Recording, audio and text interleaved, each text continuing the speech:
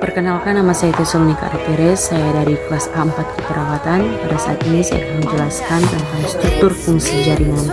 Yang pertama, pengertian jaringan. Jaringan adalah golongan dari beberapa atau banyak sel yang memiliki fungsi yang sama dalam suatu ikatan. Yang berikut, struktur jaringan. Jaringan penyusun tubuh dapat dikelompokkan menjadi 4 kelompok, yaitu jaringan epitelium, jaringan ikat, jaringan otot, dan jaringan saraf. Yang pertama, jaringan epitelium. Jaringan epitelium merupakan jaringan penutup permukaan tubuh, baik permukaan tubuh sebelah luar maupun sebelah dalam. Permukaan sebelah luar yang memiliki jaringan epitelium adalah kulit, sedangkan permukaan sebelah dalam tubuh yang mengandung epitelium adalah permukaan dalam, khusus paru-paru, pembuluh darah, dan rongga tubuh.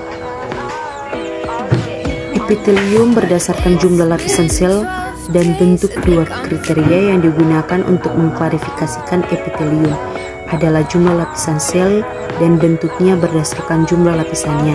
Epitelium dapat dibedakan menjadi epitelium sederhana dan epitelium berlapis. Epitelium sederhana adalah epitelium yang sel-selnya hanya lapis. Epitelium berlapis adalah epitelium yang terdiri atas beberapa lapisan sel. Epitelium berdasarkan struktur dan fungsi. Jaringan epitelium dibedakan menjadi dua, yaitu jaringan epitelium penutup dan jaringan epitelium kelenjar.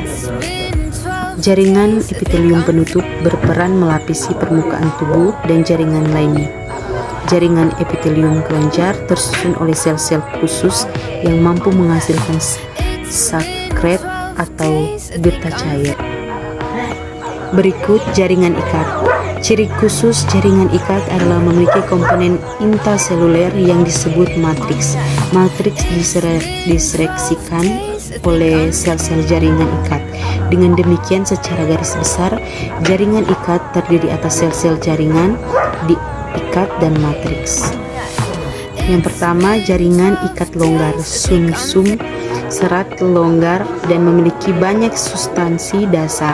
Fungsinya antara lain membentuk organ dalam, misalnya sumsum, tulang, dan hati. Yang kedua, jaringan ikat pada susunan selnya padat dan memiliki sedikit bahan dasar dan sedikit sel. Jaringan ikat. Jaringan ikat padat dibagi menjadi dua jenis, yaitu jaringan ikat padat tak teratur dan terdapat pada bagian dermis, kulit, dan pembungkus tulang. Yang ketiga, jaringan tulang. A. Tulang rawan. Ada 3 jenis tulang rawan, yaitu tulang rawan hialim, memiliki serat kolagen yang terbesar dalam bentuk anjing. E. Jaringan otot. Yang pertama, otot polos. Sel berbentuk gelondong, memiliki satu inti yang terletak di bagian tengah. Kontraksi otot polos tidak dibawa pengaruh kesadaran sehingga disebut otot involuntar. Contoh saluran pencernaan, kantong kemih, organ produksi, saluran pernapasan. Yang kedua, otot lurik. Sel berbentuk silinder yang panjang dan tidak bercabang, memiliki banyak inti yang terletak di bagian, tetapi sel kontraksi otot lurik dibawa kesadaran sehingga disenut otot voluntar. Contoh otot melekat pada rongga. Yang ketiga, otot jantung. Otot jantung. Sel otot jantung membentuk rantai dan sering bercabang 2 atau lebih, membentuk sistium, memiliki 1 atau 2 inti sel yang terletak di bagian tengah sel. Kontraksi tidak dibawa pengaruh kesadaran. Yang keempat, jaringan saraf. Yang berikut jenis sel saraf. Neuron sensori atau aferen berfungsi menyampaikan rangsangan dari organ penerima rangsangan atau reseptor kepada sistem saraf pusat atau otak dan sumsum tulang belakang. Neuron intermediate berperan sebagai penghubung impuls saraf dan satu neuron ke neuron lainnya, atau dari neuron moronik ke neuron sensorik.